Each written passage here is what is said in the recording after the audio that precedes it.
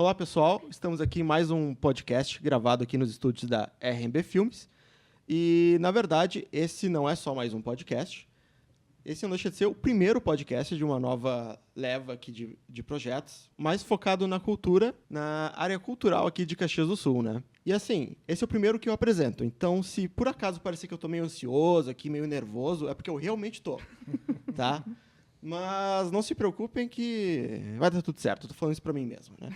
Bom, então, no episódio de hoje, a gente tá trazendo aqui uma obra cultural aqui da cidade, que na verdade é mais do que uma obra, são duas obras, né, que se conversam, que é o livro A Lenda da Bombacha, né, da escritora caxiense Gisele Cardoso, e que foi ilustrado pela Karen Basso, mas que também gerou uma adaptação em animação, curta-metragem, em stop motion, pelo cineasta Daniel Vargas, que também estará aqui com a gente para conversar sobre esse projeto. Bom, então vamos começar nosso bate-papo, pedindo para os nossos convidados se apresentarem, né? A nossa Gizi poderia começar. Isso. Começo. Então, olá, pessoal. É um prazer enorme estar aqui na estreia desse podcast, que eu acho que vai ser muito, muito legal, porque falar de cultura, eu sempre digo, né? Falar de arte é aquilo que mais nos anima, nos Exato. dá alma, enquanto ser humano, né? Literalmente, na raiz da animação. E mais agora, né, com essa animação literalmente saída deste livro, que vocês vão conhecer um pouquinho hoje. Eu sou psicóloga de formação, mas sempre muito ligada às artes, apaixonada pelas artes. E depois a gente vai conversar um pouquinho de onde surgiu, né, a ideia do livro A Lenda da Bombacha, como que ele veio para mim, assim, porque foi um presente que eu ganhei, e ainda mais sendo psicóloga, né, literalmente veio de um sonho. E ver ele assim crescendo, tomando vida e chegando aqui, dando tanto pano para manga, né? Ou tanto tecido para tanta bombacha. O pessoal vai entender depois. Tanta trança voando por aí. É muito bom. Então é um prazer enorme, Kiko, e parabéns pelo teu trabalho e espero que seja o primeiro de um monte de outros projetos muito legais. Vai ser, obrigado. Dani? Então, obrigado pelo convite. É uma honra estar aqui nesse espaço contigo e ser os primeiros que abrem essa leva de projetos do podcast que trata sobre a cultura caxiense, um tema tão necessário. Exato. Então, longa vida e é uma honra estar aqui abrindo essa temporada. Bom, eu sou o Daniel Vargas, sou diretor e produtor de cinema. Estou na frente da Chaman Films, que é minha produtora, já há mais de 10 anos aí no mercado caxiense, trabalhando com audiovisual. E sou professor também, não sou na universidade, mas em alguns espaços de formação para jovens, para crianças, né? Hoje em dia trabalho na Escola Marco Polo de Criatividade também e em alguns espaços alternos, levando também o conhecimento do cinema, que é tão importante. Então, bom, estou aqui à disposição para trocar uma ideia sobre esses processos aí de construção desse projeto especificamente. Muito legal, então. Bom, então, Gizi, como é que surgiu a ideia desse livro? De onde é que veio? Então, gente, foi assim. Em 2017, eu tinha tirado um ano sabático. E eu já tinha terminado, assim, ó, eu contei, foram 16 anos de uma pós atrás da outra. E entre essas pós, né, que eu fiz, uma foi um mestrado, que daí eu conheci o Dani, né, meu amigo, Dani Abeta, que é a esposa dele, que estava na mesma turma de mestrado que eu. E ele sabe, então, o quanto a gente se puxa, né, Dani? E eu emendei o mestrado numa formação de analista junguiano em Porto Alegre. E a gente trabalha muito, muito, muito acirradamente a parte pessoal e principalmente fincando mesmo nessa questão dos sonhos e trabalhando um projeto muito grande interno.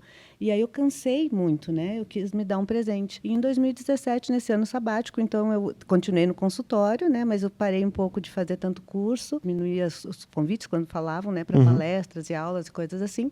E fui viajar bastante. E foi nesse ano, né? Que então eu estava sem fazer análise, estava mais desligada de toda dessa parte meio fundamentada demais, né, na questão do inconsciente, que o meu inconsciente me deu um dos grandes presentes, né, e me deu esse sonho. E o sonho era uma coisa, bem quando eu falo assim desse sonho, eu tenho que ficar sempre com os olhos virados, porque é uma coisa que eu fico lá de novo um pouco, sabe? Mas já fugiu muitas imagens. Mas era quase assim, eu estava participando, eu estava vendo, eu estava viajando num espaço que era muito antigo, na beira de uma praia, e as pessoas daquela vila usavam bombachas, e eu vi uma bombacha voando com uma trança, e uma senhora começou a me contar, tipo isso que acontece nas primeiras páginas do livro.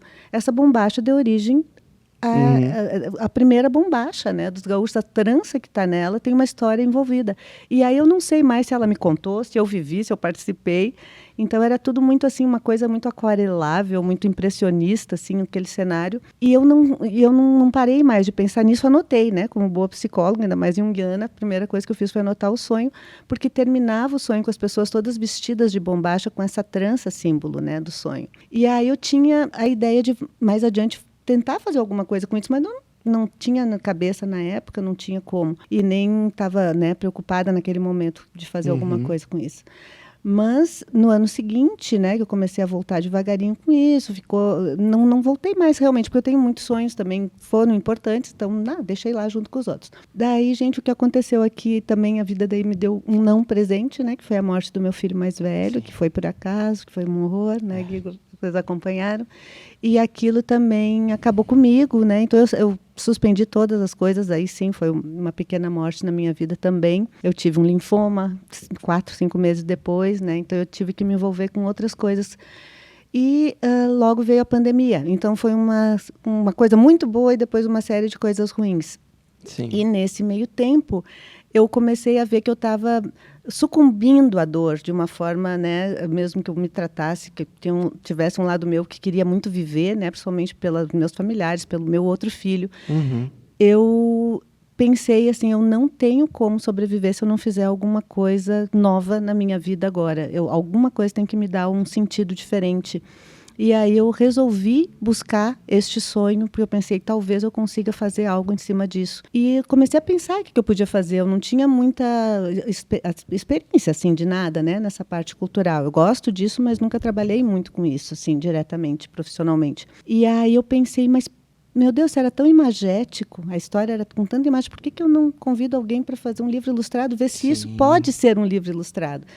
E aí me lembrei da Karen, né? A Karen é ilustradora. A Karen foi minha paciente quando ela estava no final da faculdade. Acompanhei, então, a formatura dela. Sabia que ela já tinha começado, né, naquele período lá, a fazer as ilustrações.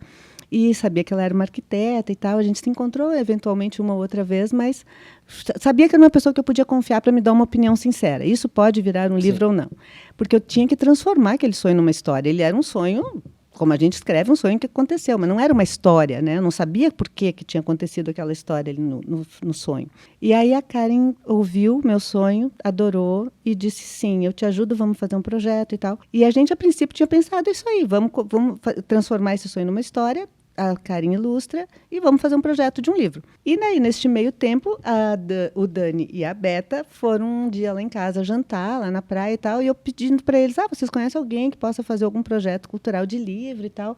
Aí a Beta, a gente pode até ler, de repente, a tua história, e vamos ver para onde que a gente direciona, né? E, de repente, a gente nunca fez de livro, mas vai, né? Que a gente possa fazer também.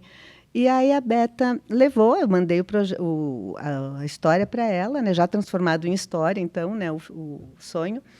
E daí a Beta mandou, nunca vou esquecer do WhatsApp que ela me mandou, Gi, tá caindo uma lágrima aqui, li a tua história. E aí a gente começou a conversar sobre isso, como a história tocou ela. E nesse meio tempo o Dani leu. E aí já estava metido já no meio estava metido no meio. E daí o Dani, eu e a Beta conversando, e o Dani começava, isso vai virar uma animação, isso pode virar uma animação, isso a gente tem que pensar, é muita imagem, é muito legal, e não sei o quê. E aí o Dani começou a dar ideia, vamos transformar isso num projeto maior do que só um livro. E aí começou a correria, né, Guigo? E aí começou a busca por essa coisa, essa parte de projetos culturais, que assim, né, o Dani também vai explicar mais, que ele tem mais experiência nisso, mas que eu entrei, então, de cabeça para a gente ir atrás de algum projeto que a gente pudesse se inscrever, pensar em tudo, desde o zero, assim, né? E aí começamos a formar a equipe. Então, a princípio, era eu, a Karen, o Dani e a Beta, né? E o produtor cultural, primeiro, não foi muito legal, mas ele não podia participar por questões, né, de uma empresa que ia ser nosso apoiador. Ele trabalhava lá. O segundo teve que se dedicar a ser professor de matemática e abandonou o projeto, mas, né, não por vontade própria, mas por outras questões. E aí chegamos no terceiro produtor, que é o Rafa Deboni, que daí fechou, então, essa equipe que depois ficou, né, e está ainda até o final com a gente. A equipe chave. A equipe chave. E daí foram juntando outras pessoas que vieram. Então, na verdade, desde o começo já foi um projeto transmídia, assim, Já. Quando tu já foi escrevendo texto, já foi escrevendo pensando no filme? Ou com feedback para o filme? Como é que... Não, na escrita do texto, não. Foi uma produção só minha, só a parte do texto, porque realmente era algo íntimo, né? Era do meu sonho. Então, a primeira coisa era tentar fazer com que aquele sonho virasse uma história. Por exemplo, tem uma história aqui que vai mostrar, né? Quando ele vai viajar, no sonho não deixava claro, dizia que era uma guerra que ele tinha ido participar, né? Então, mostrar para a câmera, né? A cena que ele vai para a guerra. Né? Então, eu não dizia... Eu mais ou menos tive que pesquisar assim que guerras aconteceram, daquilo que eu vi no sonho, o que eu imaginava que pudesse ter acontecido no Rio Grande do Sul, em Santa Catarina, enfim, na região sul, né? De que as pessoas realmente pudessem ter vivido isso, né? E aí foi uma pesquisa enorme que eu fiz.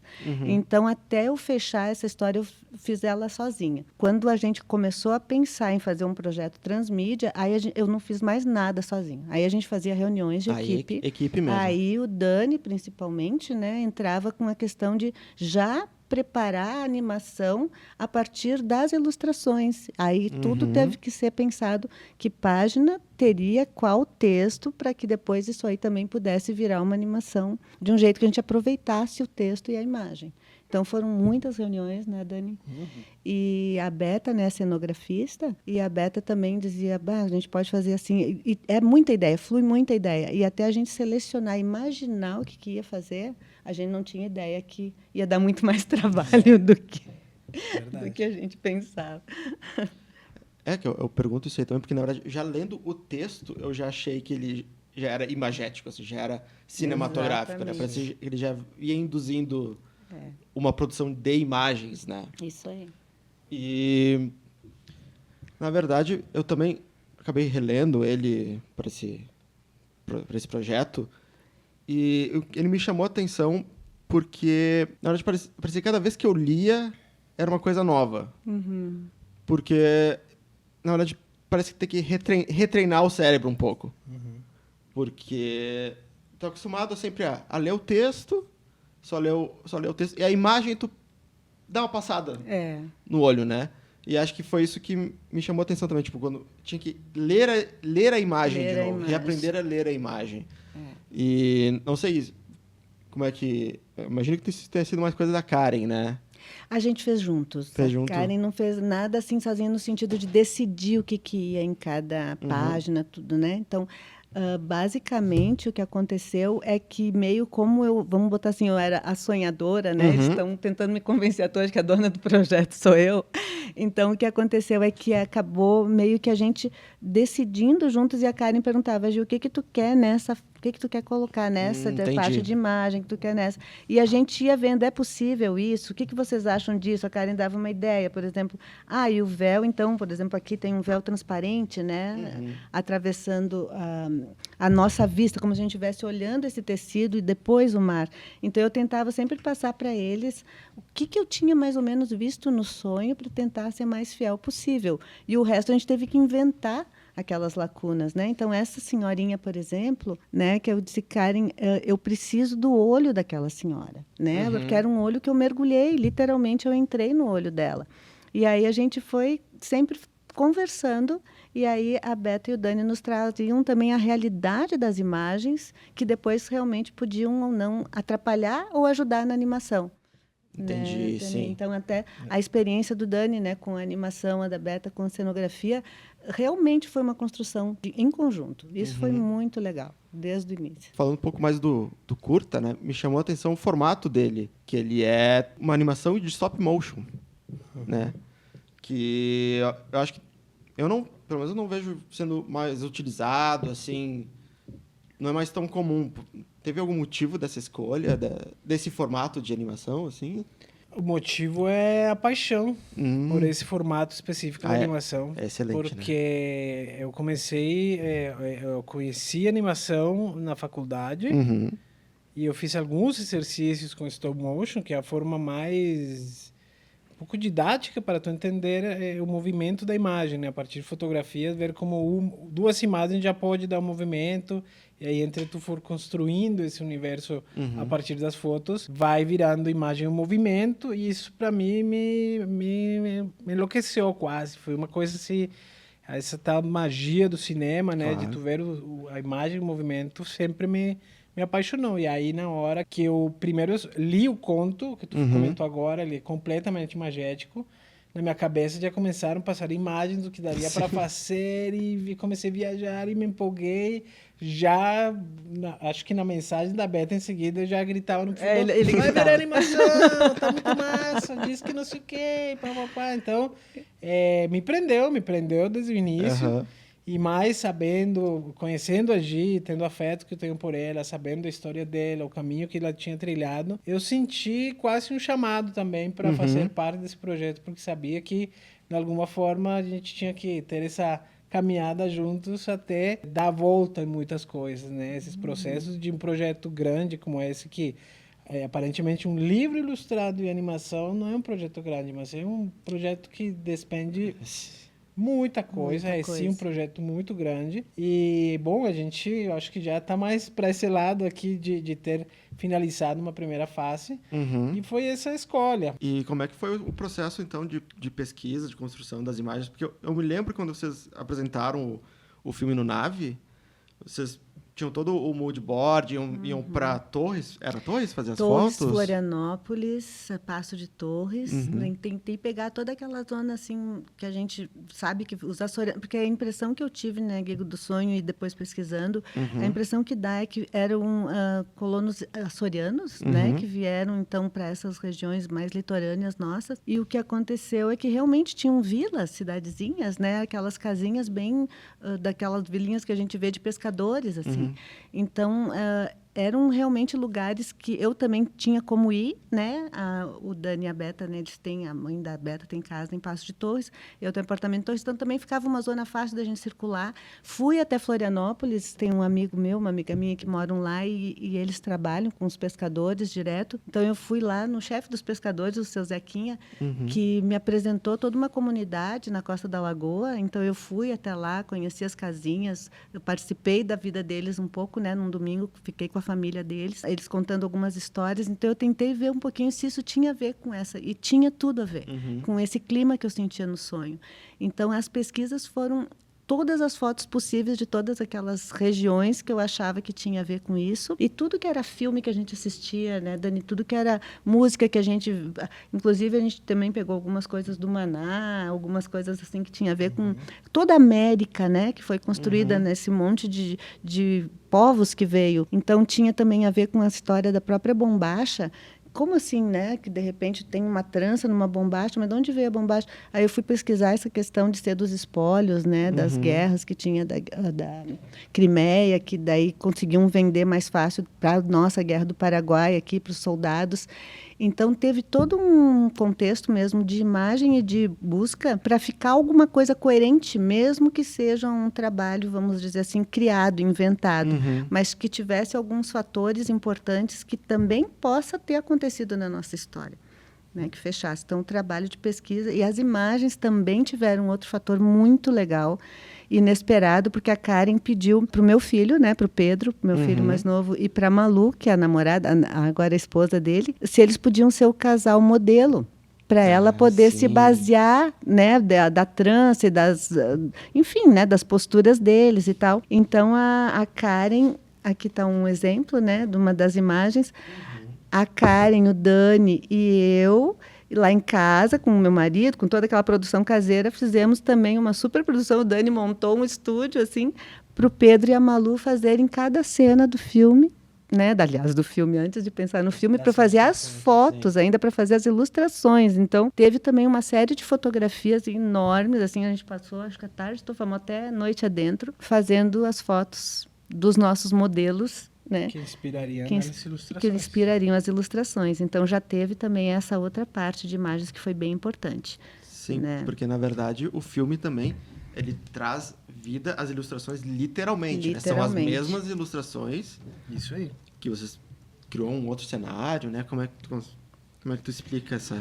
Esse projeto tem um elemento que eu acho fascinante e que tem muito a ver com documentário, que é uma área que me atrai bastante, que eu pesquiso, Sim. que é o que mais me interessa assim, na minha produção, inclusive. E é a questão de ter um apelo à realidade muito forte, porque mesmo que o sonho seja algo, né, da nossa cabeça, é real enquanto sonho. Né? Assim. Então, quando a Gi veio e diz, olha, eu sonhei tal coisa, isso já é real. E baixar esse sonho para um papel, para um texto escrito, e esse conto começar a virar material e tudo mais, colocou elementos na história que foram muito puxados da vida real. Então, por exemplo, o sonho veio da vida real, a gente contextualizou com a Guerra do Paraguai, com a bombagem, que é outro elemento real, chamou pessoas, atores reais para inspirar isso. Os mesmos atores depois participaram da animação também, justamente nas cenas que eram sonho, que poderia ser o lugar onde a gente mais viajaria na animação, mas a gente voltou a esse elemento real, que eram as pessoas reais. Então, ele transita muito entre a realidade, o sonho, porque a vida um pouco é assim, né? A vida é feita de lembranças e esquecimentos e memórias. Então, nesse processo, a gente poderia ter... Chegou a imaginar, inclusive, a possibilidade de fazer os personagens 3D e buscar materiais e tal. Mas no momento em que a gente foi desenvolvendo essa pesquisa, eu falei para a Beta, minha companheira e diretora de arte, disse, Beta, tem que ser esses personagens, porque eles já têm elementos muito próprios deles, mas que inspiram na realidade, viram livro. Então, essa passagem entre a realidade e a ficção, e a animação, o documentário, era tudo muito cinematográfico. Então, a gente disse, não, vamos utilizar os mesmos desenhos. A gente recortou eles nas silhuetas, montou no cenário 3D e colocou eles para agir. Então, tanto é que a primeira cena do livro é com o livro aberto, né? A gente mostra que é um livro, e o encerramento também é, de novo, o livro de pé, né? Então, quem tiver a possibilidade de assistir, a gente começa com essa página do livro e o texto falando a praia era linda, e desce do livro para umas pedras e areia que são aqui posicionadas do lado do livro. Então, essa mistura e esse flerte aí entre realidade e sonho é... Sim, o próprio livro existe dentro do filme. Exatamente, ele se torna um elemento que também é muito real. Então, como essa proposta ou essa provocação para o espectador ver que, cara, é uma história que vem no livro, que é verdade, que passa de um lado para outro, e isso achei que funciona muito bem para a história. Concretiza, né? Concretiza essa questão da fantasia de uma maneira que ficou muito lúdica, e inclusive os elementos que eles usaram, né? A areia, que era uma areia moldável, as pedras que foram pegas mesmo, o barco que eu tinha na minha casa, e a gente levou a grama sintética, mas ao mesmo tempo que não parece. Então, um monte de coisas que tiveram que ser transformadas. Então, é o filme dentro do livro e o livro dentro do filme. Eles se retroalimentam. Assim. Esse retroalimento. Então, a coisa circular, e isso é muito legal, Guigo, porque eu falei para o Dani, para a Beta, também para a Karen, para todo mundo desde o início, a impressão que eu tenho é que esse sonho me trouxe a circularidade do tempo na minha experiência onírica e real, porque daí quando a gente transforma isso realmente em algo que está sempre circulando, né, a gente muda, a gente está fazendo esse projeto praticamente ao 3º ano que nós estamos trabalhando nele direto, né, Dani? Agora que ele ganhou vida com a animação, que ainda também não está disponibilizada, depois o Dani vai explicar por quê, mas já está aí, está pronta. Então, a questão é, ele está correndo paralelo, esse tempo circular do livro e do filme e de toda essa história, com as nossas vidas praticamente cotidianas, que aparentemente são lineares.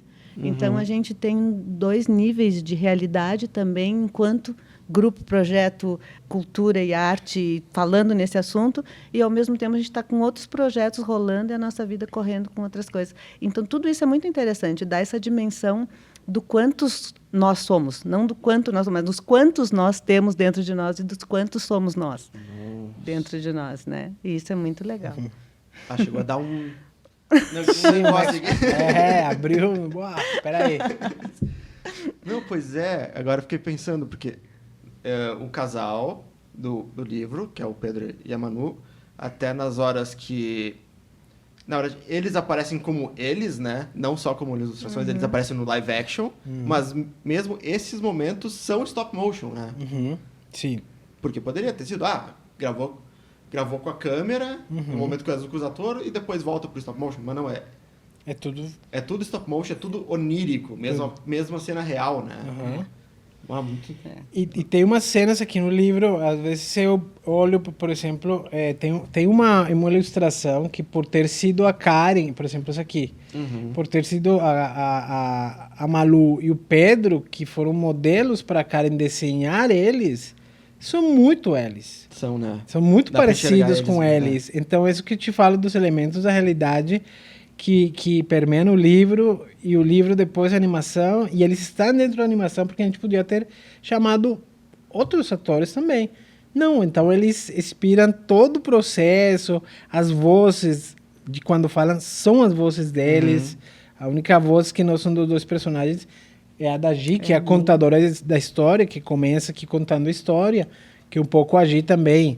Não é que seja a mulher, mas um pouco personaliza, né? A voz dessa mulher velha que está contando uma história, né? Principalmente os meus olhos azuis. Exatamente. E esses olhos azuis foi pensado? Assim? Não, era do sonho. Era Era do sonho. O sonho era todo azulado. Aí é que tá. O azul tinha que destacar todo o tempo, né, deste livro e das imagens, porque era como se fosse o cenário de fundo era azul. Sim. Né? O mar e o céu e o azul do olho dessa mulher foram os elementos mais iniciados assim do filme e que, né, davam esse tom misturado com os outros, né? Sim, bate também com os uniformes, né, dos soldados. Os uniformes dos soldados, Soldados a blusa brasileiros ali, dela, né? porque no fim na Malu tá vestido com uma roupa que é minha, né? A gente pegou essas roupas assim, tudo também fizemos umas fantasias e também era uma bata, assim, né? Umas roupas simples, e era azul. Então, a Karen também tentou pegar algumas coisas não preocupadas com a realidade da época, mas com a realidade possível que nós tínhamos ali também para fazer. Então, foi muito legal, por isso, mistura muito, sem se preocupar com o aspecto histórico, entrou a história de um jeito muito legal, que dá para fazer até paralelos que podem ter acontecido realmente naquele período, mas, ao mesmo tempo, nós tivemos a liberdade criativa total de fazer como a gente queria. Né? Então, isso também foi bacana. Sim, fazer uma poesia com a história, né? Exatamente, ele é todo poético mesmo, essa sensação do circular e desse colorido diáfano, assim, dessa coisa aquarelável e poético, eu acho que meio que encanta a gente vai meio que entrando mesmo como se fosse um sonho, lendo as imagens, como tu fala, né? Exato, porque as imagens realmente, só o texto talvez não contasse tudo, né? Exato. Então, na imagem tem o texto e o texto te remete para... Então, tudo sempre está indo e vindo. Né? Isso é uma coisa bem importante, que eu tentei... Eu fiquei com medo que não desse para passar esse efeito. Acho que e aí passou. E aí eu fico... Ai, gente, que bom isso. Na verdade, me chamou a atenção uma coisa que é a lenda da bombacha, mas não é só a lenda da bombacha, é a lenda do favinho de mel, né? Exatamente. Que na verdade, isso aí eu tive que pesquisar. Daí quando eu pesquisei, tipo, entendi. Porque, na verdade, esse favo de mel é uma coisa bem nossa. Bem gaúcha. Do Rio Grande do Sul, né? Porque existem as bombachas vieram de fora, mas elas não tinham. Não tinham. O favo, nem a figura da bombacheira, né? Na pesquisa que eu fiz, e o Dani talvez saiba melhor do que o bombacho significa calça larga em espanhol. Então, na verdade, o nome era bombacho. Então, eles usavam calças largas, como essa que eu até comprei na praia aqui, que parece uma bombacha, que é uma coisa muito legal, porque era uma calça confortável que eles pudessem montar a cavalo, que eles pudessem lutar, que eles pudessem se mexer sem atrapalhar, que foi uma roupa que o gaúcho adotou para ele, né? Principalmente para andar pelos campos, e continuou usando, os índios já usavam calças muito confortáveis, né? Aqueles outros tipos antes da bombacha propriamente dita. E essas calças que eles usavam nas guerras, os árabes usam muito isso, tem muitos povos, né, que usam esse tipo de roupa. Eles usavam, então, amarrada no tornozelo para não atrapalhar a caminhada, né? Então, é uma calça flexível, boa, gostosa, de um tecido rústico, bom. E no Rio Grande do Sul, eles chamavam de bombacha porque tinha muita influência latino-americana também aqui, né? Então, a gente chamava bombacho, a gente, né? Mas as pessoas que moravam aqui, enfim. E quando eu fiz, então, o livro, eu não podia fazer assim, a lenda da história das laterais da bombacha, ou dos favos, não tinha como. Então, eu tinha que pensar num título genérico, mas como que ia ter bombacha? Ela apelidou aquela calça com a trança que ela fez na calça de bombacha. Sim. Aí eu consegui solucionar isso. Porque senão também estava complicado da gente poder dar uma coisa, um título meio assim estranho, né? Meu Deus, mas a lenda da bomba, ninguém sabe. Lenda é lenda. Não se sabe de onde vem. Então, tu também tem uma criação, né, livre para tu colocar elementos que podem, não podem, não, né? Não quer dizer... São possíveis. São possíveis e não se sabe, não tem como marcar um tempo. Não é fatual, né? Sim. Mas eles inspiram algumas coisas. Então, eu ousei, né, esse título e ficou bom nesse sentido, porque deu para fazer o fechamento com aquilo que ela está sentindo naquele momento, que é uma calça que ela fez. Sim. Eram as tranças dela. Então, ela não queria chamar de bombacho, apenas uma calça larga. Não, é o meu registro. É a minha, eu estou dando para ele a minha bombacha. Que também é o véu, né? É o véu dela. Sim, na verdade é um projeto que também, a princípio tu olha assim, Lenda Bombacha, uma coisa bem gaúcha. Mas na verdade ele dialoga com a América Latina como um todo, né? Como um todo. Até também na equipe que produziu. Inclusive eu estava pensando aqui nessas metalinguagens que a gente traz, que a história traz e que a Gi falava agora.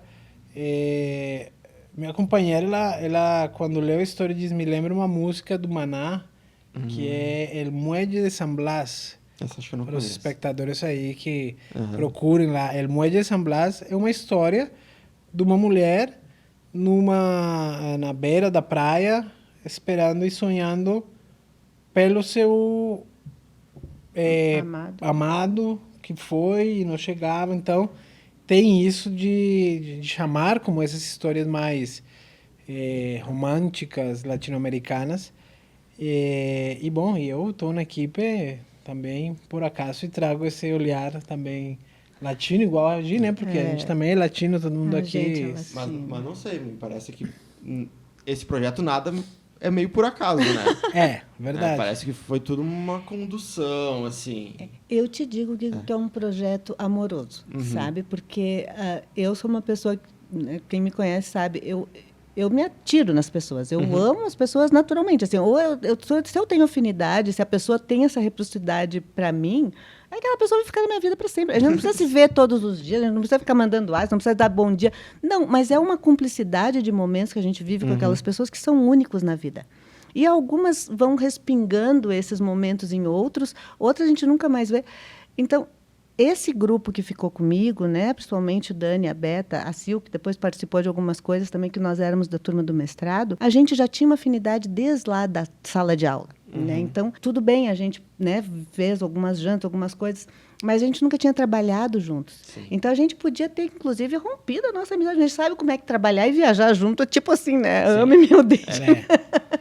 E a gente realmente conseguiu, né, trabalhar de um jeito mesmo. Eu dizia no grupo às vezes, a gente pode brigar à vontade, não precisa ninguém segurar a briga, a gente consegue suportar o ódio também uns pelos outros. E eu acho que facilitou muito essa história também de eu ser psicóloga. Sim. E de eu ter tantos anos de clínica e tal, eu consigo perceber que a gente pode se odiar e se amar ao mesmo tempo. Não tem problema nenhum. A Gi nos tratava no meio do processo. Consulta particular com cada um que surtava um pouco, a Gi vinha, já falei com esse, saía do grupo de WhatsApp, falava com outro, voltava para o grupo, tá tudo bem. Então foi uma... Olha, acho que fica uma ideia aí para incluir psicólogos. Nos projetos culturais, gente. Mas não sou só eu. Eles me trataram muito também, porque eu sou uma pessoa insegura por um monte de coisas que eu não sei, e eu sou inexperiente, e eu peço, e eu sou péssima para burocracia, péssima, horrível. Eu não entendo, eu não sei ler aquela coisa do que está pedindo para fazer, eu não consigo. Os editais assustam, né? Os editais me assustam, se a Beta não me salvasse nos editais, eu estava ralada. Então, o enunciado, se eu fosse hoje fazer uma prova, eu ia rodar porque eu não sei ler o enunciado. Entendeu? Sim. Então, eu precisava todo o tempo, e preciso até hoje, me ajuda a entender isso, me ajuda a entender aquilo. Então, realmente, assim, não foi uma coisa de um ou outro. Todo mundo foi apoio para todo mundo, todo o tempo. Então, isso que eu digo que é a questão da amorosidade, Guigo. Tanto a questão de as pessoas irem se encontrando, eles não conheciam a Karen, né? A Karen veio de um outro lado, né, do meu convívio, inclusive ela, né, por ter sido minha paciente, depois a gente também desbancou isso de um outro jeito, porque terminou aquela relação há muitos anos, a gente é amiga, né? Ela é minha arquiteta hoje para algumas coisas. Então conseguir lidar com as várias faces do ser humano. E realmente, assim, não ter medo da gente poder ter horas que a gente ama e horas que a gente não quer ver aquela pessoa na frente, isso é muito legal, em qualquer relação. E é um trabalho que a gente está continuando a fazer isso. Né? A gente se xinga, briga, se ama, se odeia, se apoia. E, às vezes, a gente respeita quando o outro está quieto, não cobra. Mas né? Isso me lembra até a frase que abre o livro, né? Que tu dedica... Como é que é? É verdade. Dedica essa história a quem não tem medo de... Quem tem coragem de amar, né? Dedico essa obra a todos que se entregam corajosamente ao ato de amar. Ah, viu? É verdade, Kiko, boa lembrança. Entrou no cíclico de novo. Entrou no cíclico. Porque eu acho que é o grande desafio do ser humano é saber amar. Eu, pelo menos, penso. E esse livro traz uma grande história de um amor que realmente eles tiveram coragem. Né, coragem de se entregar, assim, porque eu acho que a gente, né, de novo vou puxar a brasa para o meu assado de psicologia, né, ainda mais psicologia profunda, que a gente sabe que são as psicanálises, a psicologia analítica, a psicanálise, que é a coisa mais difícil do ser humano. A gente é muito narcisista, só que a gente realmente é um ser dividido. Ninguém pode viver sem amar alguém. É o pior sofrimento que pode existir para alguém, eu acho, é não se abrir, não se entregar para o amor. E isso é que nem eu estava falando para vocês, é uma coisa que eu sempre fiz. Eu nunca tive medo, né? Posso sofrer, me quebrar inteira, mas eu vou viver intensamente os amores, sejam de qual tipo for, né? As relações familiares, ou românticas, ou de coleguismo.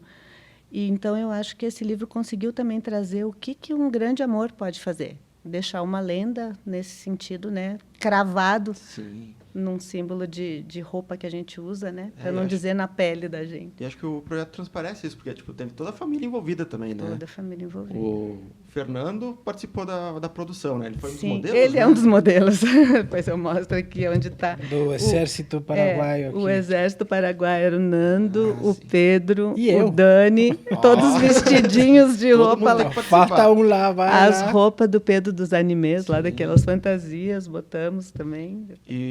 E o Pedro, né? Quem não conhece o teu filho, Pedro. Que além de ter sido Pedro modelo, Coste.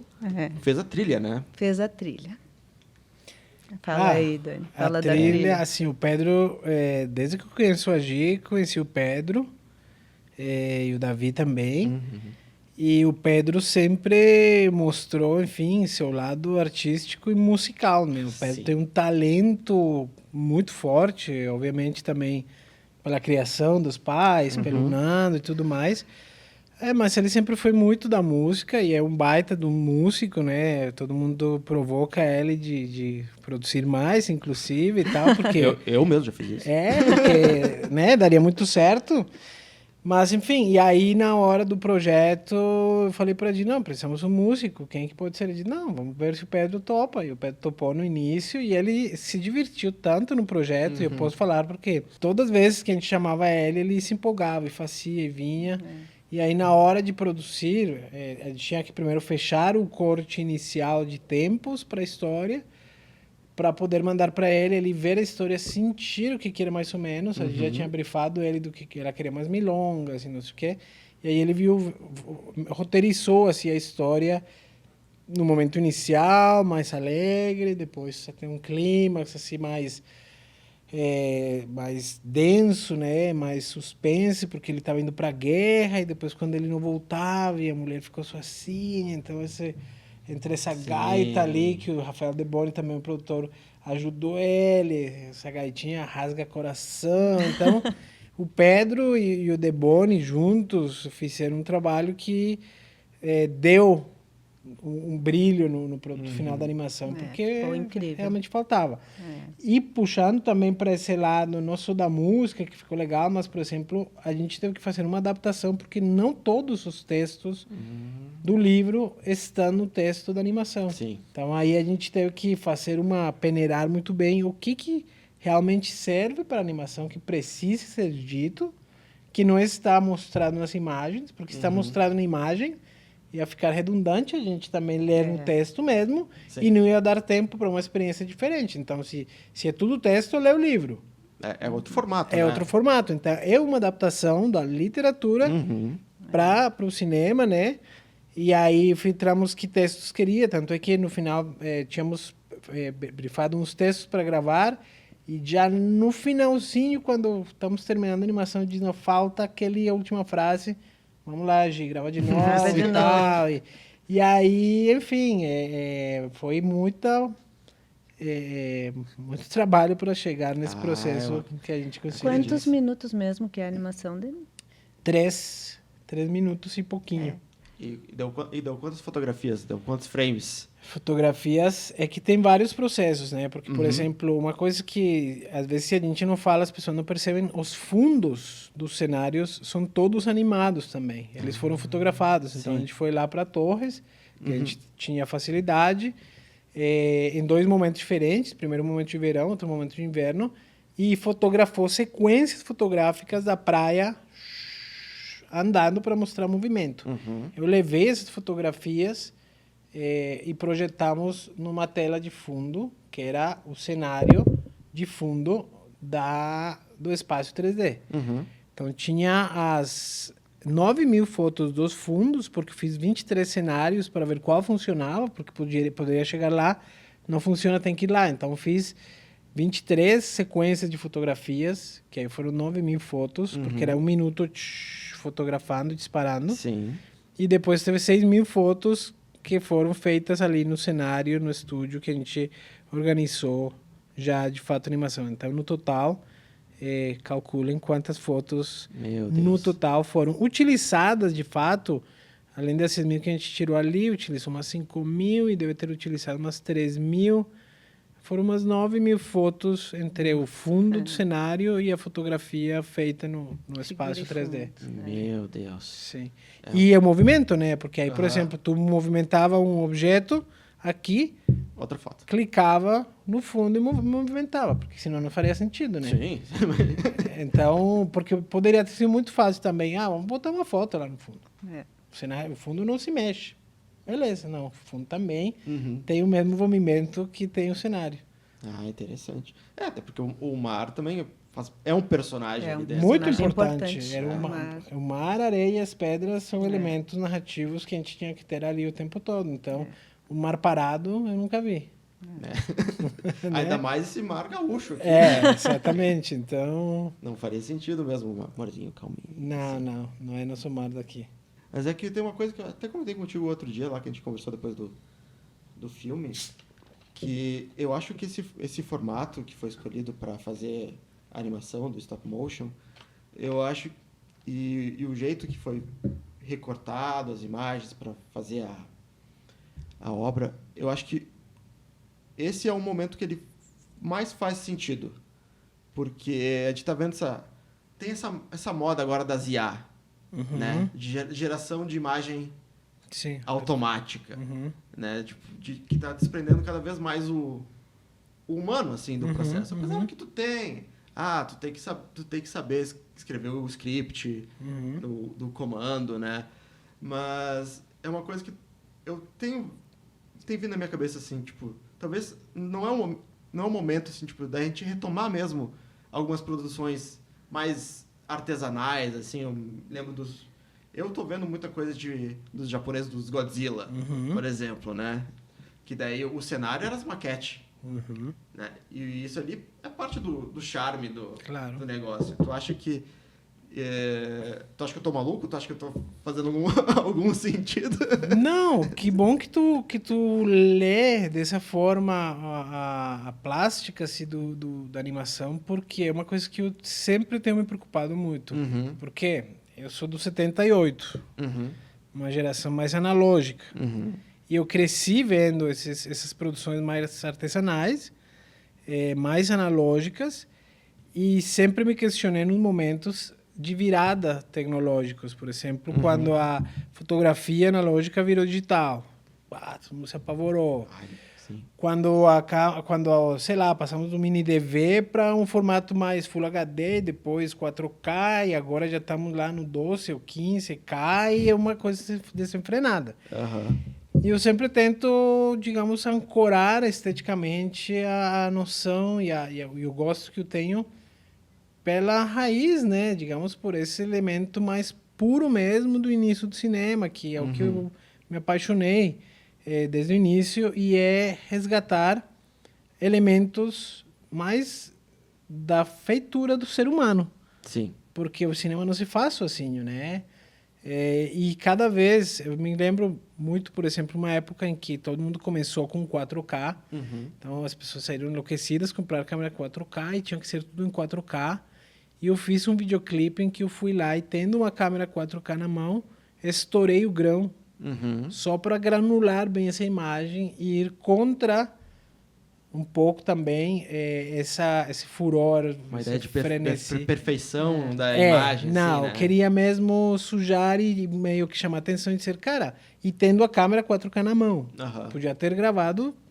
Já traz outro significado, né? Exatamente. Então, eu sempre tento trazer esse apelo de dizer, não, olha, vamos olhar para para essa estética, para essa plástica.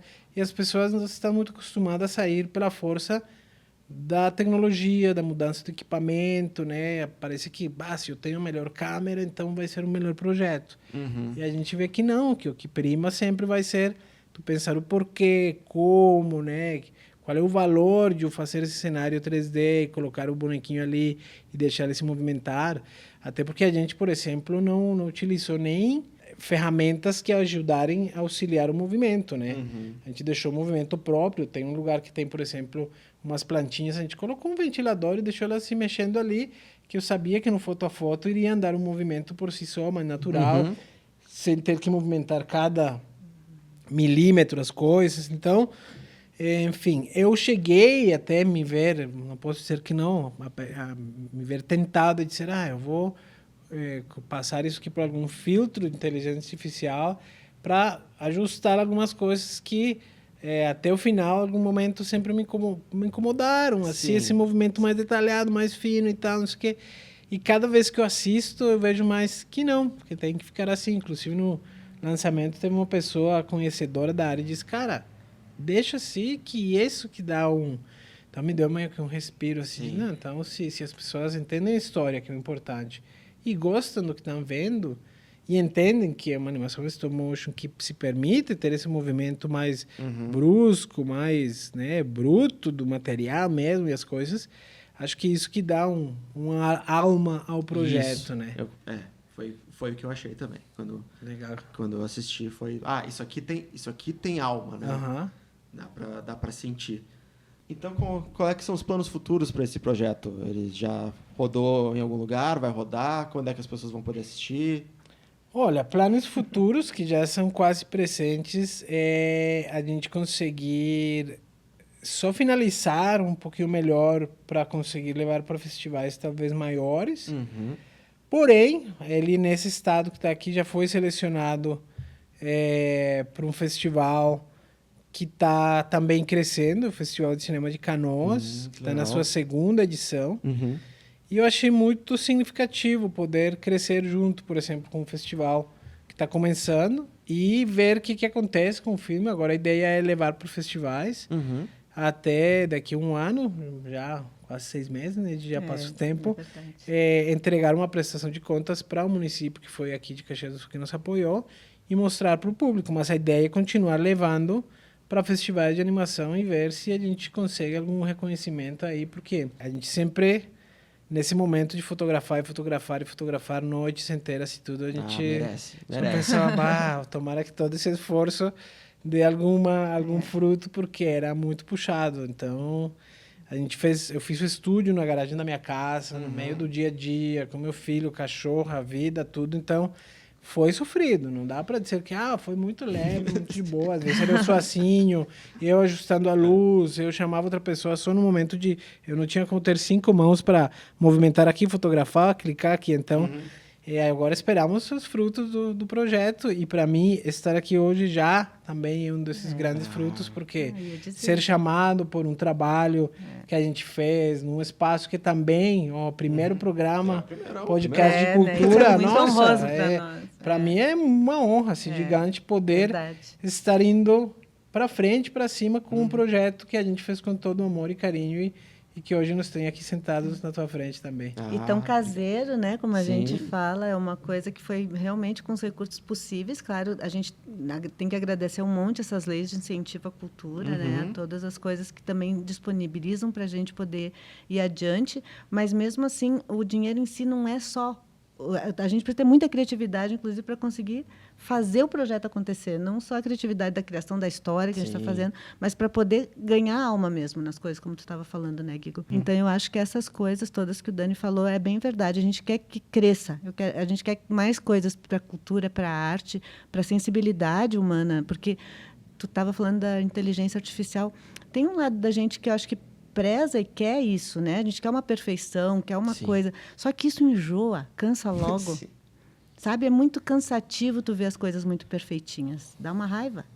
Porque aquilo realmente falta alma, né? Tu consegue ver um tempo e depois tu cansa. Não é humano, né?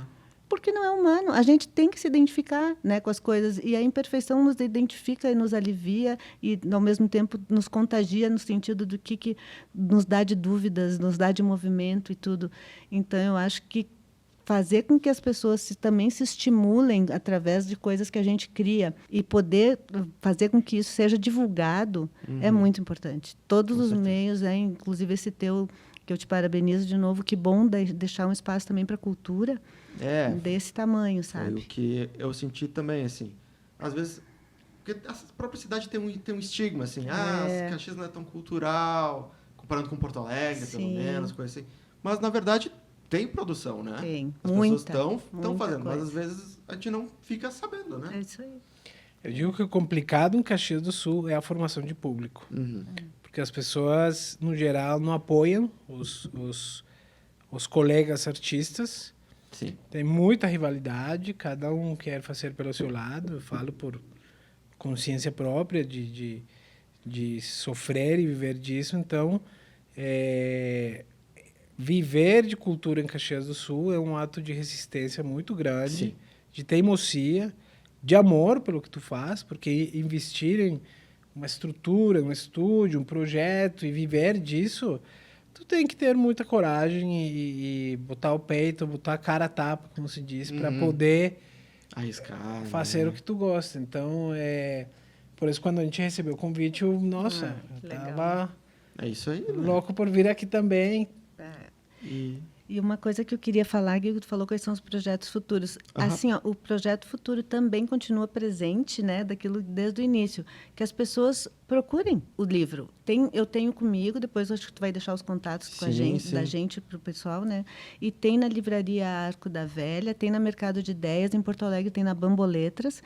E assim, dá para fazer muitas coisas. O livro também vai ser acompanhado da animação, né? A gente não pode disponibilizar ainda a animação a nível geral, público aberto. Sim. Mas para projetos, por exemplo, quer fazer algum encontro, alguma escola que quer trabalhar esse tema, a gente pode apresentar em espaços fechados o filme. Depois que ele estiver disponibilizado, sim, vai para as redes, né? Pode os ser festivais usado. geralmente exigem que seja inédito, Isso. Então, enquanto a gente tem que fazer esse ineditismo acontecer para o grande público, mas para espaços menores que precisem, que queiram trabalhar, nos procurem, que a gente pode levar esse material. Né, para ser a gente pensa principalmente em escola, não que seja para criança, o livro é para todas as idades, mas é que tem conteúdos legais para serem trabalhados muito pela própria história do Rio Grande do Sul mesmo. Exato. Né? Então dá para ser aproveitado muita coisa, inclusive até para trabalhar a criatividade mesmo das crianças, né? São coisas é uma transmídia, quer dizer, passa por muitas linguagens de arte. E de expressão dela, né? Pode ser de tantas formas.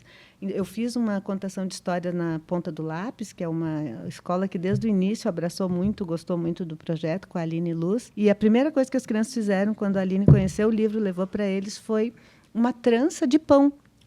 Que legal. Né? Então foi a primeira. E depois eu fui fazer uma contação para eles esse ano, e as crianças depois fizeram a sua própria versão da história, né? Qual era o tema. Então é tanta coisa que dá para criar que a gente fica muito satisfeito de que isso possa continuar dando frutos. Né? Então esse é o projeto futuro, assim, que continue dando frutos, do jeito que for. E o livro, tu falou dos locais físicos, dá para comprar, mas pela internet também está disponível? Aí eu tenho que enviar, né? Porque Sim, daí sim, tá comigo. Tu sabe que a gente deve ter no máximo uns 350 exemplares só, né? Tá raro. Então, já tá ficando raro. Tem poucas unidades, tem que correr. Vamos Quem ver quiser. depois se acabar o livro, até a gente tem que pensar numa segunda edição, né? Tá. Então tem algumas coisas, mas a maior parte está comigo. E aí, se precisar também, né, a gente manda para alguns lugares, com certeza. Sim, né? mas eu vou deixar todos os links na Claro, descrição, ali, quem quiser entrar em contato, tanto do Dani quanto do teu, né? Pra Claro, se com seguirem. certeza. E, bom, eu acho que é isso aí. Eu agradeço muito vocês estarem aqui hoje, né? Estreando esse formato. Eu acho que, nossa, um conteúdo incrível. Nós que Né? agradecemos, né, Dani? Eu tô para ver o filme de novo, porque eu vi na estreia lá do Nave, Sim. mas tem que ver de novo. Sim. Que Precisa. bom, fica com vontade de assistir mais vezes, Mas né? com certeza, ainda mais dialogando com o livro. Lê o livro, sim. entendi agora que li do Sim. filme, e vai e volta, entra o ciclo de novo. né? Entra o Sim. ciclo. E a música, eu acho que também é algo à parte, assim, e ao mesmo tempo tá junto, mas faz a gente, às vezes, esquece do filme e vai na música, sabe? Então tem que voltar a assistir para, às vezes, se concentrar. né? Essa transmedialidade, só para concluir uma colocação que eu quero fazer, é que a transmedialidade, inicialmente, ela propõe ter duas mídias para tu dialogar com uma história, que no caso seria o livro e a animação. Aham. Mas se a gente começa a pensar, a gente tem muitos desdobramentos, porque tem a questão do sonho, né? Tem a questão da música, que nem tu diz. Da música. Tem a questão só as ilustrações, daria para falar de alguma questão, só a animação como tal também. A própria fotografia. As fotografias e o que ele rende. Por exemplo, tu vai com isso aqui, com um livro e animação, fazer uma contação de histórias, ou trocar uma ideia com o público, ou levar os cenários. A gente foi convidado na escolinha do meu filho para fazer alguma coisa, um show de talento dos pais. E a gente levou a Lenda da Bombacha e a Beta levou as casinhas e uma parte do cenário mostrando, olha, esse livro virou esse filme e tem aqui as peças. Então, poder proporcionar para uma pessoa ver os objetos que criaram na história, isso aqui, ver só as ilustrações, ver a animação, é uma hipermedialização que transpassa da cabeça da Gi para o texto e chega ao público e às pessoas de formas muito diversas. Então, isso não tem preço e é uma experiência que está sendo super rica para mim, particularmente. Para mim Acredito também. que pra Gi Nossa, também. muito legal. E tomara que para quem assista também seja. E abrir esse processo, como foi feito, também pode inspirar. Mas eu também posso fazer. Exatamente. E já tem um crescimento cultural. Natural. Só de exato. inspirar, por isso que eu disse assim, gerar frutos, seja como for, né? Inspirar que as pessoas vão lá e arrisquem. Ter suas produções, escrever os seus sonhos, transformar aquilo em história. Essa ideia de escrever os Né? sonhos aí, acho que eu vou ter que fazer. Porque a gente tem muita criatividade, né? A gente, às vezes, tem preguiça de trabalhar nela. A gente quer que a coisa seja meio mágica, assim, né? Como se um talento é aquele que nasce pronto. Não, a gente também tem que fazer bastante trabalho em cima da arte para ela virar as arte. inteligência artificial de novo, né? É só Exatamente. digitar e saiu pronto a arte. Não, E é bem tão assim, bom né? quando a gente consegue ver o resultado de algo que a gente se esforçou para fazer, no sentido de que foi tudo extraído realmente. Eu consegui fazer isso, é uma produção. Eu acho que essa é uma satisfação tão importante, tão básica do ser humano, assim, quando a gente é bebê, né, a gente começa a caminhar, todo mundo aplaude. Quer dizer, a gente tem coisas que é tão boa, mesmo que simples, que a gente conquiste. Então, por isso que eu digo assim, eu acho que a inteligência artificial vai continuar paralela, mas vai continuar artificial. Né? A coisa natural, no sentido da gente testando os nossos limites, eu acho que ainda não tem nada que bata. Eu fico feliz de ouvir isso. Que bom. Então tá, Então Kiko, tá. a gente que agradece também. Então Muito vou obrigada. Vida encerrar. longa, né? Aos Não, podcasts sobre isso, cultura por na favor. RBMB Filmes. Isso, então vou encerrando aqui, pessoal, que também liberar, o pessoal tem os horários aqui. Até o próximo episódio, então. Esperamos que tenha. Vai ter. Vai ter, Claro, com certeza. E, então tá, obrigado pela presença. Nós Muito que obrigada. agradecemos, Rodrigo. Parabéns pelo programa. Valeu, vida longa.